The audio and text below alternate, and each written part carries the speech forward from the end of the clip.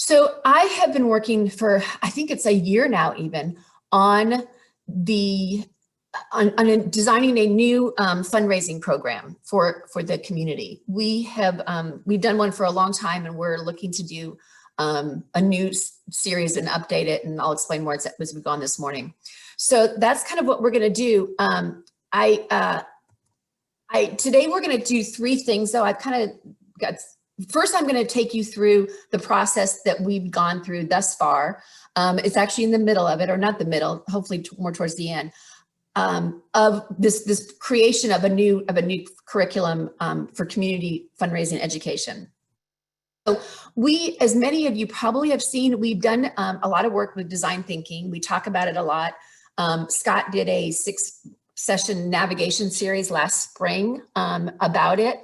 I'm going to take you through a process that an actual activity that we did. So we don't just preach about design thinking, we actually do our work that way. And I think it's a great way for you to kind of see really how it can play out. I know for me, I got it much after I lived through an actual design thinking process one time for an organization we were doing.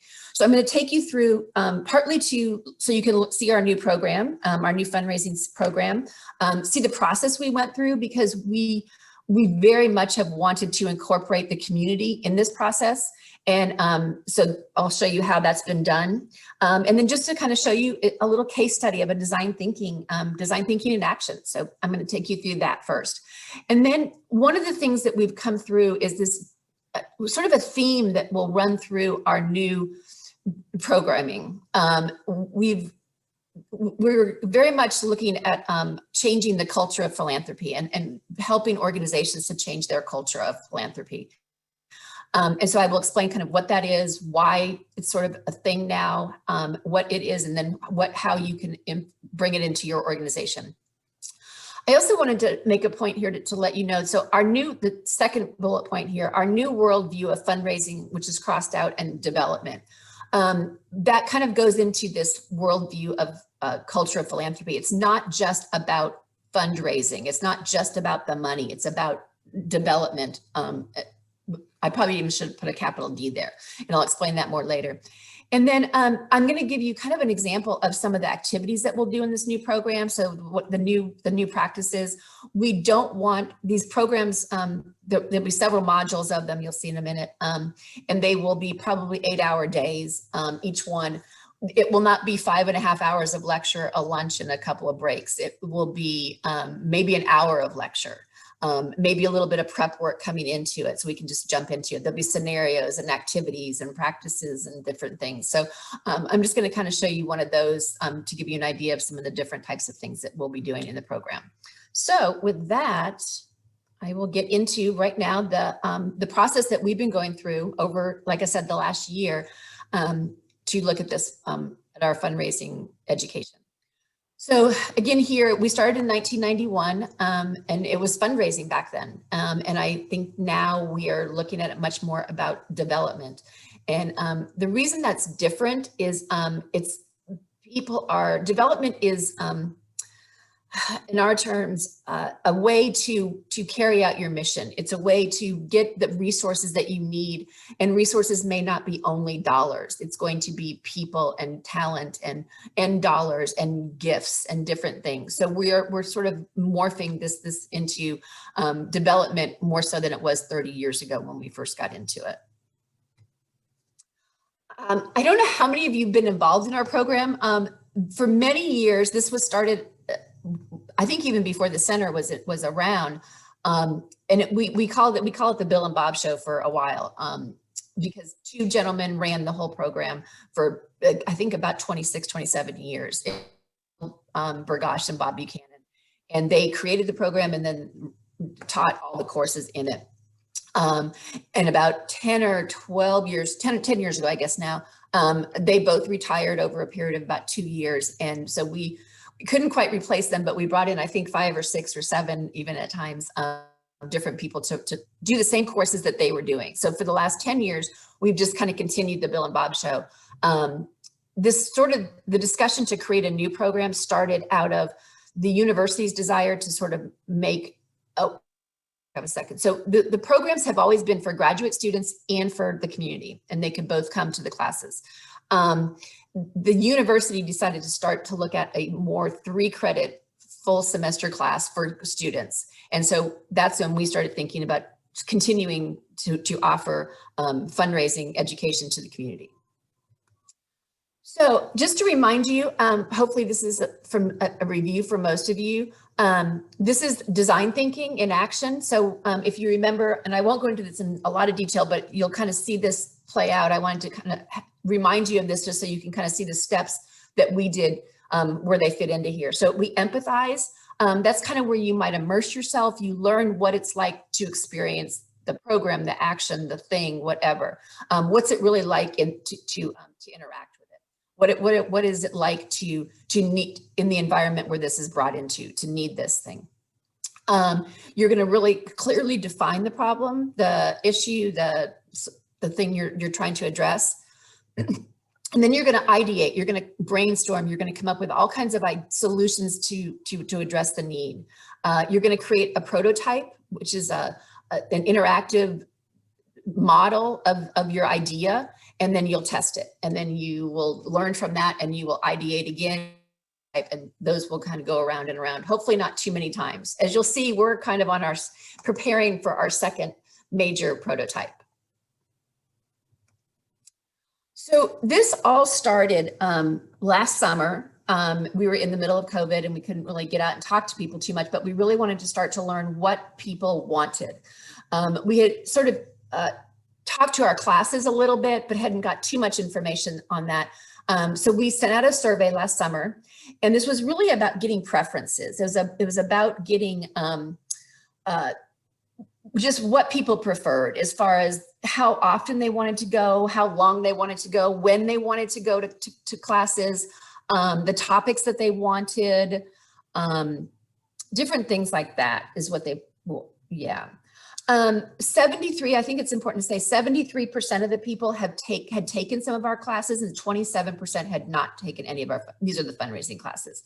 And we had 94 people that participated in this survey. I think we sent it out to about 500, I think. So it was good. We were happy with the 20% or so. So some of the things that we learned from this, we learned who would want to attend. So 71% said that they would attend and 60% would send their staff. What they wanted to learn about, the top 5, we gave them all the things that we used to do to sort of give them some prompts, and they chose these things as their top 5. And this is in order of the top to the 5th one. So trends, obviously keeping up on new things was important to people. Major gifts, evaluation and measurement of your fundraising, prospect research, planned giving. And then the less than 50%, so this is the bottom of it, was proposal writing. I think it's interesting that proposal writing was so much less than prospect research. And I'm pleased by that people really value and put the importance on prospect research. Also preparation to fundraise. I think many of them probably felt that they were there already, and then direct mail, which isn't a big surprise. How you would like to do it. So practical applications or tools, learning by hands-on type of things. 92% said that they wanted to do that. Synchronous design. So some structure to it. Having the more scheduled type things, 81%. A hybrid design, so online and offline, having the ability to mix those two, either with different lessons ahead of time, as you can see, a pre-packet ahead of time was 70%, but having some things offline, some things online, having the ability to come in person or having the ability to come virtual was there. And I can't see the next one. Let me see if okay. When they would like to come, weekdays, 81%. And then I think this is important, no weekends, 74%. So not only do they not like it, would not prefer it, they don't want to do it. Half days were 85%. As you're going to see, we didn't listen to that one as much. It wasn't a thing, just because I think we had to make a decision on the content and the volume that we wanted to provide. And then full days was about 60%. So it wasn't horrible, but we are gonna, in the program I'm gonna talk about, we are doing full days. So after we got the survey back, we sat down with the whole team of people that we have that have been teaching this program for quite a while, the fundraising instructors. And these were myself, Tom Bansagi, who's done some of these navigation series, Tim Sweeney, who's done some of the navigation series with last fall, Jennifer Wampler, Jane Lampo, and then Scott Helm and myself. And so we sat down with the survey and kind of started to think about, okay, this is what they want. We learned some of, what the people want. But what did we want to, what were we thinking were some of the new things coming? What did we need to have? What was our plan going forward, I think was what we actually wanted to come out of this meeting with. And we came up with a plan, which I'll talk about in a minute. And we also came up with these guiding principles. And these have kind of geared us towards everything we've done since then. We've been looking to these to as a sort of our philosophy of development. And this is, I think, part of why we moved from fundraising into development. So development is inextricably connected to all aspects of nonprofit operations. Development is not just its standalone thing where the fingers pointed to go raise money. Development is connected to programming, and it's connected to finance. Development can't just sit over there and raise certain money. They have to understand how it fits into the whole budget of the organization. Development needs to know what's going on in programming so that they can go out and collect money for that thing. Programming needs to know what development is doing so that they can budget and use the money that's raised for them in a responsible way. Development is a management discipline. It shouldn't just be siloed over there, you do it. It should be part of, at the table with the leaders of the organization. Development is central to nonprofit strategy, not separate. So it's not, rather than just say, we are going to make, here's the budget, development go come up with the budget now. It needs to be part of it. It needs to be at that table. So we came out with our principles, and we came out with kind of a plan to go learn more about this. And our plan was to go and do some interviews now. So a little bit more, we did the survey, and we got a lot of that, what people cared about, as far as their own personal preferences and things like that. But we wanted to start to dig a little deeper and sort of get some of the experts. So we went out and we talked to 8 people. We talked to people who were 5 to 10 years into their development careers. So people that still wanted information, but we're not, fresh out of college. So that was kind of the group that we did. I believe we had 3 people from foundations. 2 were smaller family foundations, and 1 was a large foundation. 2 executive directors of small to mid-sized organizations. So they kind of wore sort of a development hat a little bit. And then 3 development staff of like mid to larger organizations were the people that we talked to. And those were actually, I should say, too, their current positions. They had other roles in previous positions in their careers. This is one of the first things that we did. We went to them and we sort of started. We didn't really tell them a lot about what we were doing, except that we were re-looking at fundraising, development, education for the community. And we wanted to know, what does every development leader need to know? And we sort of started the conversation there. Many of them, and I was trying to think recently, I think it was at least 5, probably more like 6, that kind of came around to our guiding principles. I did share those eventually with people, but I didn't bring them up because I didn't want to lead them too much. But most of the people brought them up, or some theory about them, some thoughts in that realm, that theme, before I did. So that was kind of helped us to think we were on the right track.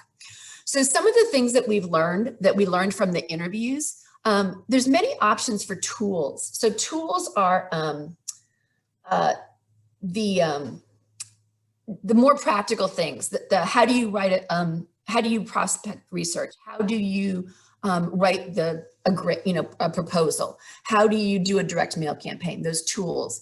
When we started this back in 1991, there wasn't so much options for things. There was the Lilly School, which out of Indiana. And then we kind of based our curriculum on that. But a lot of people weren't, this was new stuff. Now, some of the other capacity organizations in town, like Nonprofit Connect and AFP, the Association for Fundraising Professionals, do fundraising education. There's lots of stuff online now about, fundraising education. And a lot of them teach the tools, teach those things. There's lots of places you can go and learn how to write a grant. So we were aware of that. So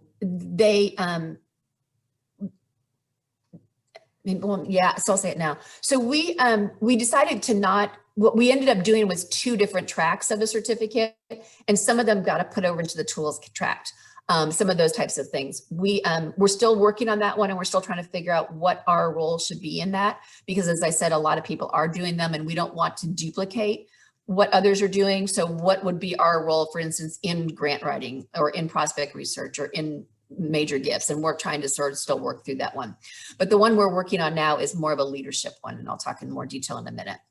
The guiding principles, we got a thumbs up from everybody. So like I said, many people brought it up on their own in some way. And then I would share what they actually were, and they would very much were in agreement.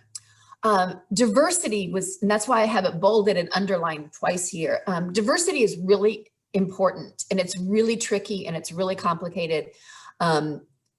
It's tough to, when you're in a foundation or even a nonprofit, you have to raise money, and unfortunately, being diverse can hamper that, and they're very aware of it, but not sure what to do about it, and they're not even sure how to have those conversations, but they want to. How do you start to do that kind of thing? And diversity is something that everybody really wanted to talk about. Also, because I think people were starting to have this, that this is something that is part of everybody. It's part of the whole organization. And people wanted to have a development education for the non-development staff. So they wanted to have something where they could send program people to learn about development, or the finance people to learn about development. So that it's not just up to the development people to go back and say, you need to do this because it's important for development, but having an education component for non-development staff. And this probably would be a class, not part of any series or anything like that, but that was important to people. So we have even more things. So we have the interviews, we have the survey, and we had all this information, all these things. And I actually took everything that was requested and put it into a certificate program. We had 3 different levels kind of. I thought I'll include everything and we can take it out later. And so with that, we developed the certificate. And this is, like I said, we had 2 certificates, and I'm only going to talk about one here. One is the tool certificate, and that still will be developed at some point. But the one that we're prototyping now is a development leadership certificate. And I use certificate as a working title because I don't know if we're going to call it that. It's what we've always called things for years. So it may be that, but it's a development leadership certificate for lack of anything else. There's 3 aspects to it. One was panels. The panels are not unlike what we're doing now, but they would be a panel of experts with a moderator type thing, but short things. We put topics in there, and I say lesser topics, and I use that term intentionally today, and we'll talk about that more in a minute. Things like career development. I had people who were saying, I've been in this for 10 years and I've just maneuvered it myself. I don't really know how to, I would have liked some guidance or something along the way, or to talk to other people. Diversity, I put in there. Ethics, I put in there. Self-care, team care. Something that came out a lot during COVID was, how do I actually take care of my team when they're not all in the same place? And then time management. So those were all things that were lesser topics.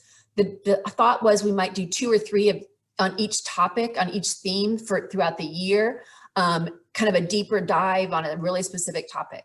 To be in the certificate, you'd have to take 1, maybe 2 of these, whatever you wanted to qualify for the certificate. Then we had 6 modules, and the modules are leadership, strategy, finance, human capital, marketing and communications, and advocacy.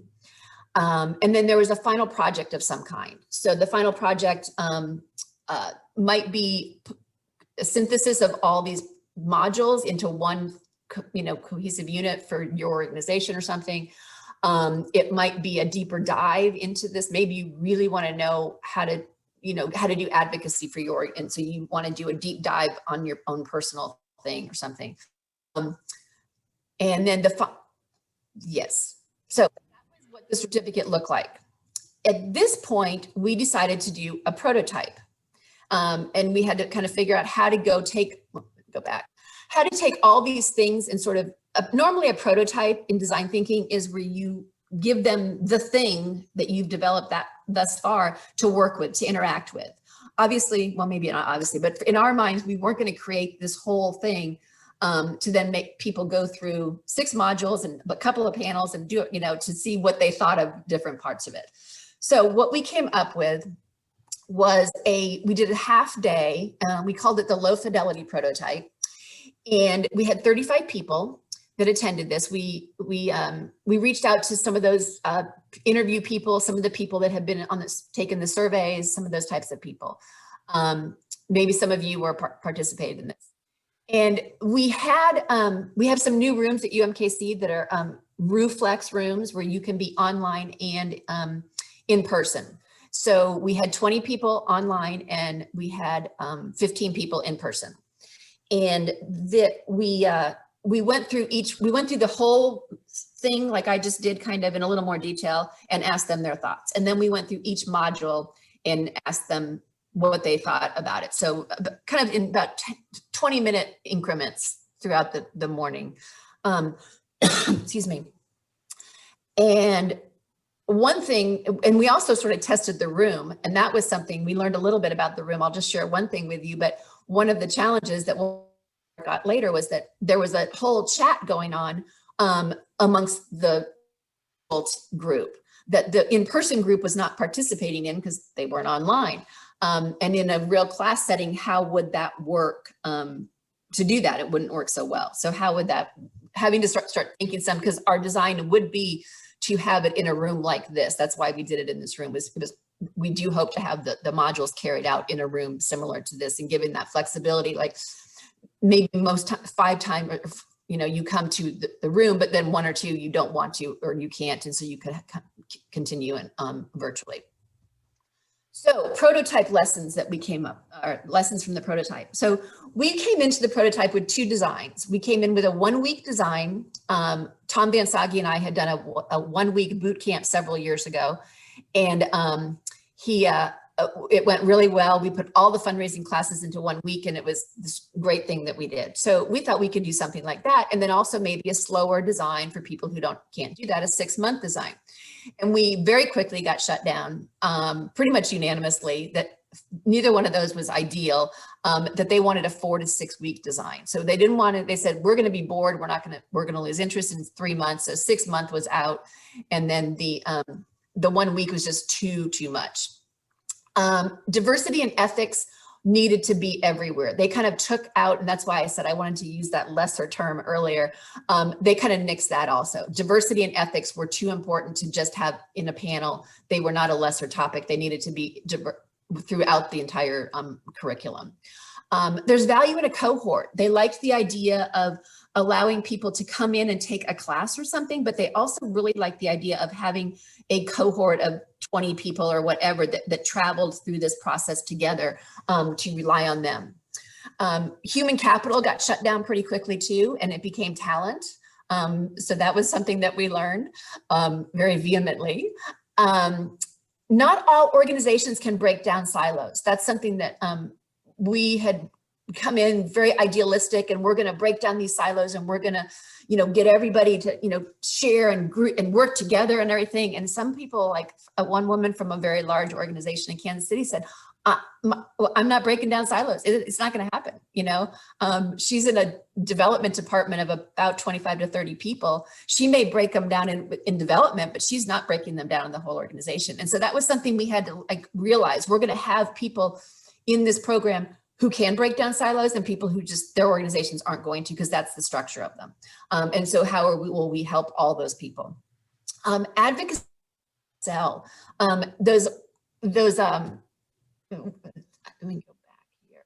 these modules here, the first 5 were, we asked them also a little survey just for some preferences and some ratings and things. And the first 5 were rated 6.0 to 6.5, I believe, on a 7-point scale, as far as the importance of having that that theme there. Advocacy was a 5.0. So not horrible, but just not in that solid group of the other ones. We just, we keep trying to beat the dead horse. We think advocacy is important. We think that there's a lot of value in it. And whether it's just people don't find value or don't know how, we're not sure still, but we want to include it. So anyway, that was one of them. And then it must be about their organization. So with the final project, one of the things that we thought was just a brilliant idea was that they would, let me think, they would take the cohort would go into the community and do a project for the community, and it would become this thing where the cohort of the fundraising series and the Midwest Center would do this great community project, and they're like, no, that's not, if we're going to do a project like that, it has to benefit our organizations. That's something that we found out. So where we are right now is that we are, you'll notice here I have 5 diversity panels now. We're going to do a real prototype, one of those that you actually can go through. So if you're interested, please reach out to me. It'll be starting October 1st of this year and run to November 19th. I think it's a 6-week period. There's 7 weeks of class there, I think. There'll be 5 diversity panels. And again, like I said, diversity is a really big thing. And so we need to have that, and the 5 diversity panels will tie into one of the modules. The modules, as you can see, advocacy is no longer there, but it's been incorporated into strategic communications. That will be communications inside, outside, all around, and then talent replaced human capital. Dave, should I address any questions? Anybody have any questions at this point? I'm going to go on and talk about the culture of philanthropy, if not. Yeah, you've talked a couple of times about diversity. Early on in the discussion, you made the observation or shared the observation from the process that being diverse can hamper development. And the question was, what does that mean? Maybe you could elaborate on that a little bit more. What does it mean for diversity to hamper development, at least in the context of the interactions with the group you had? Yeah, that came from a lot of those comments were from the interviews. I guess I'll just be really blunt. So some of the, you have, unfortunately, white people asking white people for money, and that's not ideal. And so how do you bring white people into your, into your development team? And then if you, will that not get what will the people with the major money and the donors, will that look badly there? People are concerned about that. People at foundations especially were concerned with that, and aren't sure what to do about it, but would very much like to start having discussions on that.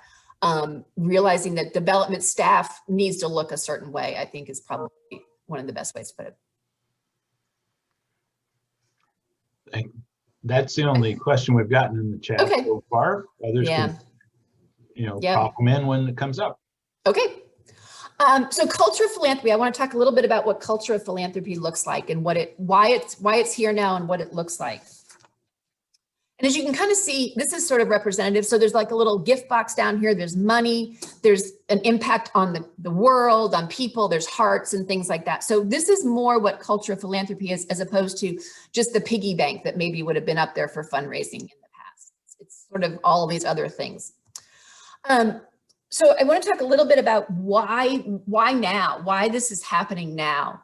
And when I say one thing, back up. So culture of philanthropy is going to be within our leadership module and also just throughout the whole program. So it's becoming easier to be philanthropic. We have things like where people can get involved in crowdfunding, in peer-to-peer. They can go out and do things themselves. They can take it upon themselves. Social them, go out there. They have, nonprofits will give them the tweet or the Facebook post so they can go out and be their own voice. Conversations are two ways. We don't just give, it's not just one voice going out there, just one direction of information. It's people are starting to become more, and people have the power to share with others and to have their voice heard. Organizations are changing. So their structures are changing. They're becoming less hierarchical. Decisions are made across the organization and not just at one point and then told down. There's more collaboration internally and externally. Jobs are less rigid. There's more cross-training, things like that, just the structure of the organizations. New generations, and I hate to just say it's always millennials, but I mean, they are bringing some, I'll give maybe once they'll get credit. Traditional organizations are sometimes viewed as bureaucratic, which is not untrue, and bureaucracy is viewed as inefficient. Making things more efficient is important. Embracing efficiency. I think that's somewhat why they will maybe go after, support a cause rather than an organization. It's the most efficient way to address the need. They will embrace technology, embracing bottom up. So, and also along with that is co-creation. So not having to, just doing some stuff together. It may bubble up, it may not, but starting out where you are and having that. Everybody can be a leader. Everybody can have a role in this. And I think they're starting to show us that a little bit. There's a competition for resources. Just in general, there's more and more nonprofits that are coming about.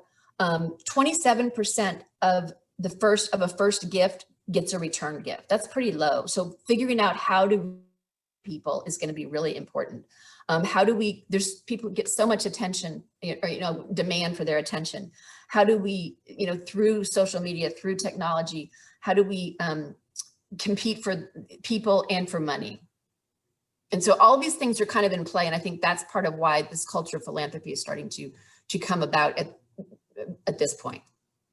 So what is culture of philanthropy actually look like?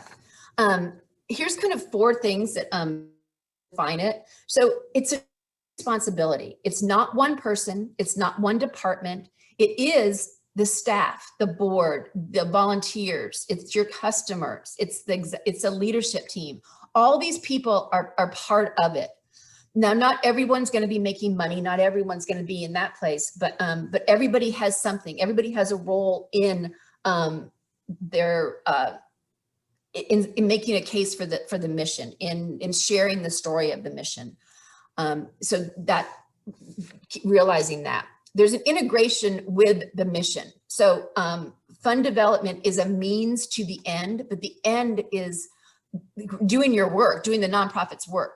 There's means of having a staff, programs, of having money, of raising money. Those are all means to get there. So it's very much aligned with what your mission is doing. It's valued. And I think the question that we've been asking for a long time is, how can we raise more money? That's sort of what we ask the development guides. I think the new question that we're going to start asking is, how can we provide opportunities to drive change? How can we provide opportunities to carry out our mission? How can we provide opportunities to create impact? So opportunities for our donors, our stakeholders, our staff to promote what we do. And then how do you do this within your own organization? So a couple things to remember is there's no right way.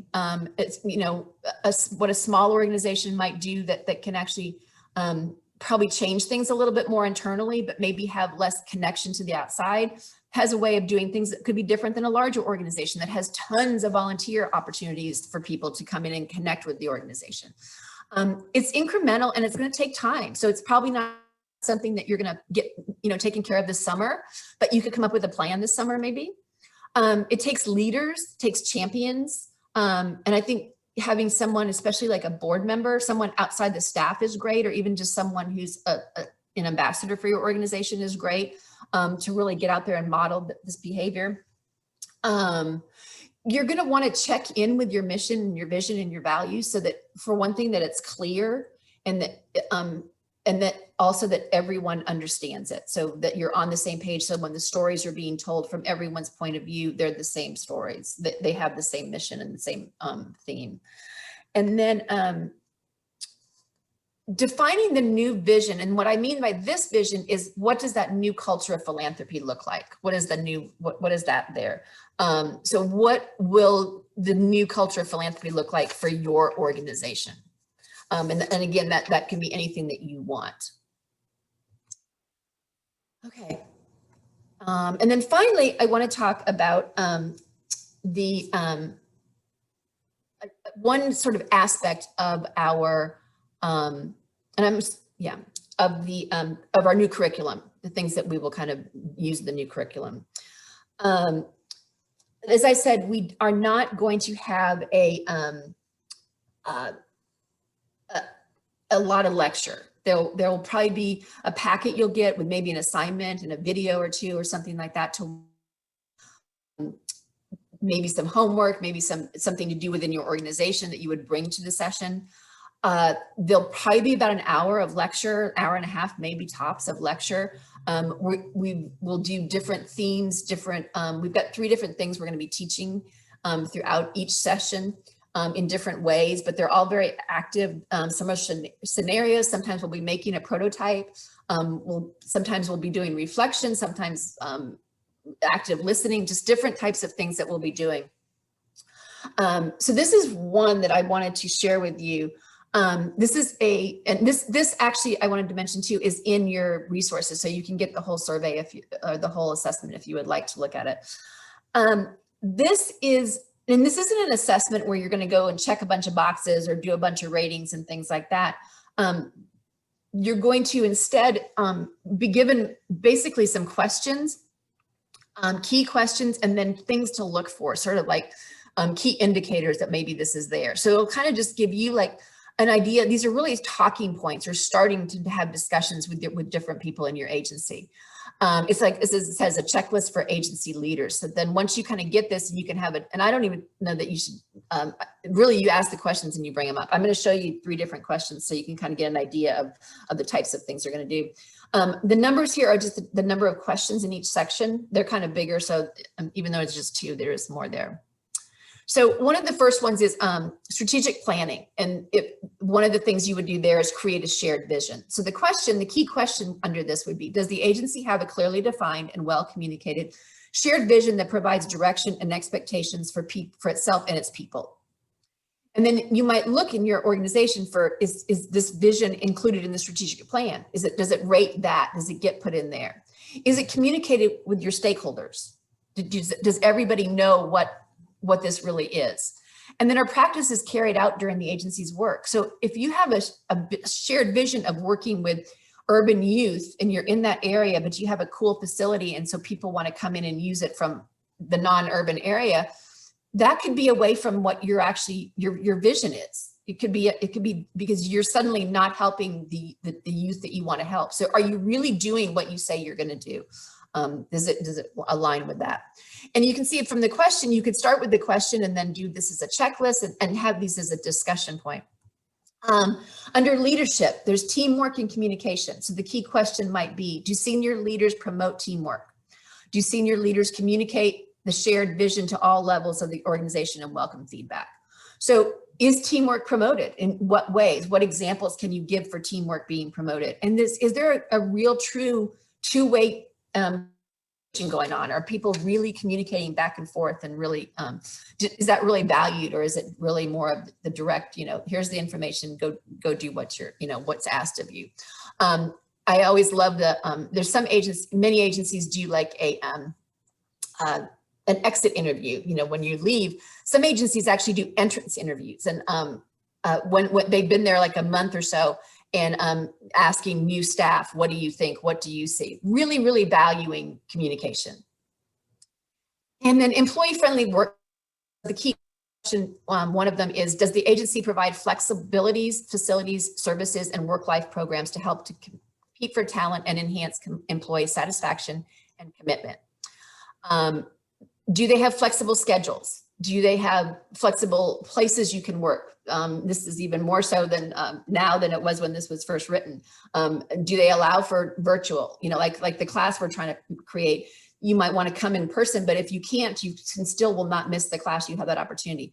In a tired, is it business casual unless, you know, are they given that responsibility to know when they need to dress appropriately because they're seeing clients or something, but otherwise be comfortable.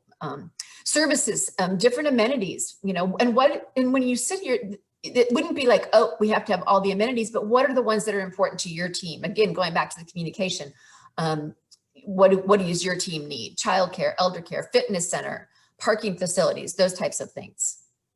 So that's kind of an example of that. And with that, I'm going to open it up. Dave, anything you want me to address?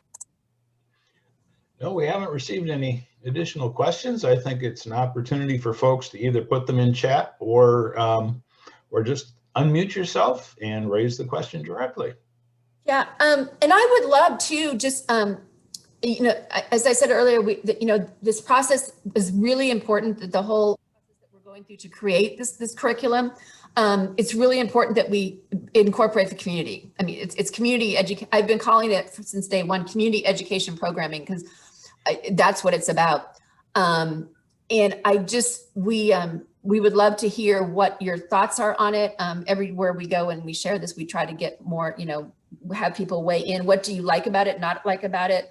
Do you agree with the culture of philanthropy? Is that, do you see this in your organization? Are you like, yeah, I'm not getting this in mine? I know it's challenging and it can be at times. So just kind of curious about all that. We'd love to hear any of your thoughts on any of these topics. Cindy, we did get one question, which was, when will registration open for the fall series that you outlined?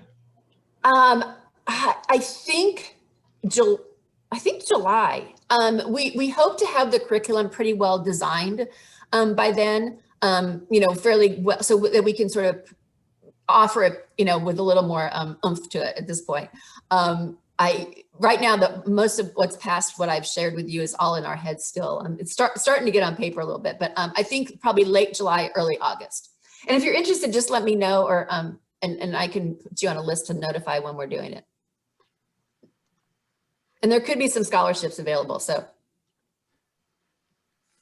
Yeah, that's a good point. We do have the privilege of a little bit of scholarship support from the Young Marion Kaufman Foundation for our programs. They're need-based, but and especially because this is the first, you know, we are considering the fall session a prototype. So we will continue to have it as a prototype and be able to you know, get feedback on it and that type of thing. So we are aware of that, and would, you know, for that reason, I think we're offering scholarships available. And I mean, it will be the best that we offer with the knowledge we have thus far, but we will be looking to see what other thoughts people have when they actually have to experience the project. Comments or questions that folks have to share? Cindy's serious. We're interested in feedback. Cindy, just so I have clarity, so it'll be 6 days, full days from like 8 to 3, and over the course, day isn't set yet. That'll be coming. It will be Fridays, and I can tell you it will be Fridays. That's why it's starting the 1st, I believe, is a Friday.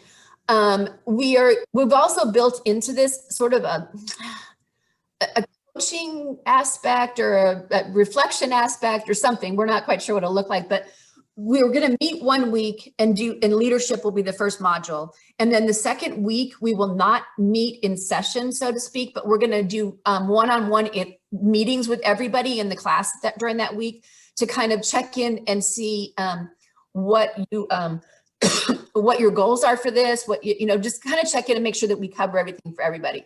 And then I think we have 3 more sessions, and then we have another check-in, like where we'll have individual meetings with everybody in a week. And then there's 1 or 2 more sessions. So, but yes, that's kind of how it's going to lay out. It will be always Friday. Well, the sessions will be on Fridays. Okay. And Cindy, as an educator, one of the things that I'm thinking about is I'm wondering if you develop this to a both and situation. I know from your empathy interviews, it was 6 weeks it was going to take, and that worked better than the 1 week. But for some educators, sometimes in the summer, it's easier to get away from school and say, I can do 1 week, commit to this if I'm going to create something that down the road. But it's very difficult to step away from your building over the academic year. That's what we thought too. So I do think that probably that one we will do also at some point, because I don't think the 6 month is going to fly. We had a lot of negative on the 6 month. And we did have something, I didn't have your exact example, but people like sort of new to the field. Yeah. Someone might want to just send them there, you know, get that taken care of too. Or maybe new to the organization or something. So that definitely, I do think that would probably be, as I said, this prototype will be, the fall will still be a prototype. And then next spring, we hope to roll this out. And I don't know if we'll offer the full thing twice a year or something, or, but I would imagine that we'll probably, especially next year, offer a 1 week intensive, because we'll be wanting to test that out. So yes. Great, very helpful, thank you. Yep. Cindy, Ann Cohen had a question. Ann, do you want to raise it? Sure. Hi, thank you so Hi, much. Ann. Hi. I think, you know, I teach or I consult on this a lot. And one of the things that I find is always there is teaching people about how not just to use tools, but how to make an adaptive shift in their thinking. And I kept listening for you to say that, because I think I mean, how do you change people's thinking, you know, from one way of doing things, particularly, you know, older board members or older development directors, into thinking this is a shift in the way we do philanthropy, and what are the mental models you're bringing into it? I think that an element of that would be useful in this program to kind of move people in the new direction, not just tell them that it happened, I guess is what I'm saying. And perhaps you're doing. Yeah, and I think, and thanks for bringing that up, because I think that's what we definitely are intending to do. I mean, that's, okay. And if I didn't express that, I appreciate like letting you, knowing that. Yeah, I mean, like I said, this culture of philanthropy, our guiding principles are going to oversee all the whole curriculum development. We also, and I don't have it in front of me, and I won't run down the hall to get it, but we have 3 basic lessons that we're teaching people. One is empathy. One is or listening to people, having an open communication kind of thing. One is problem solving or analytics of some sort, and there's another one. And those 3 things are going to be taught like in every one of the modules in different ways. So we kind of have the 3 learning skills that we're going to do, but then we also have different techniques that we're going to be using to do it. And in each one will be incorporated. So our philosophy is kind of what you've described. So we sort of hope, we really want people to start to be able to apply it, so not just give them, that's why we're not lecturing. We don't want to just give them information. We want to like really help them to figure out, how do you bring this back and make it work in your organization? And how do you then do the problem solving? How are you able to apply this? That's what we've heard from a lot of students. It's like, well, I have all this information, but I don't know what to do with it when I get back there, when I get my job. So that's very, very much at the forefront of what we're trying to do. And we think we even have it so much that each tool will be used so many times so that they get it over and over again, and that kind of repetitious. But yes, I hope that when we get closer to it that we Thanks. Agree, but for what you're doing. Good. So a couple of other observations that we have here. Phyllis Becker has observed she really likes the shift from fundraising to development and the hybrid approach. She also said happy 30th anniversary to us. Thank you, Phyllis. Juliana, actually, we had a timing question. I think Bester asked, is the class starting October 1st, the same one you are planning for the fall? That is the fall class, is that yes, correct? That's what I'm talking about. One and the same. Can I just quickly I'm not sure if I'm going to answer Marvin's question or not, but like in kind, I think that's somewhat what we're talking about is all this stuff comes, it's about all these things. So it's about in-kind support, and it's about people doing their time, and it's, all this stuff enters into it. As far as the measurement of it, or the, mapping assets or something like that, I think that's probably something that we will touch on in maybe finance, maybe strategy, but I'll make a note of it. And I do know that measurement and data is something we've been talking about, and having that information. So, and I'm sure if that comes anywhere near what you wanted to know, but anyway. Great. Juliana, I don't know if you want to ask your question directly. You unmute yourself. And I can. My first part of my question was, can multiple people attend from the same organization? Like, we're in the process of developing leadership teams, or at least trying to transition from a founder down model to like a shared leadership type team thing. Yes. We have like a core team of developing leaders at the top, but then like the next level down has been a real struggle. So I guess I'm trying to figure out if this will address, like, how do we make that culture shift as an organization? That's what we're trying to do. Yes. And we are very aware. Like I said, we kind of came in with really, idealistic, lofty goals of, we're just going to change and I think we down a little bit, but like not everybody can do that. But we're very much trying to figure out how we can help everyone do it from their place. And that's part of why we're doing that second week interviews, the little meetings and stuff, is to figure out where your place is. And yes. So yes, and to answer your question, I actually have somebody we've worked with for quite a while, who was actually in the room in the prototype there, and is bringing, I think, 4 people. So and they're not a huge organization, probably like 20 staff or something. So yeah, definitely you can bring more than one. And talk to me, and we'll figure out some, cost and stuff. So. Okay, sounds great. Thank you so much. Was it more to your question, or? Well, just the I don't know if you have time to address it now. It sounds like more you'll address how to make that shift in company culture, like within the program.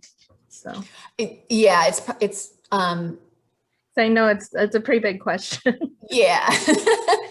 I mean, that's really what the program is going to be about somewhat, Okay. But yes, that's what we want to do. And we realize it's not, I mean, some of what, that slide on how do you do it, it's going to take time. It's going to, you have to get people that on board to do it, like a champion is great, a board member, getting somebody, there, making your case for it. So showing, why is this important, and how is this going to make, if it's your staff, you're trying to show, how would this make their life better, and, all the different departments, and sort of making that case to them, like, this is going to help you in the long run. This is a good thing. This is going to help us to do our work.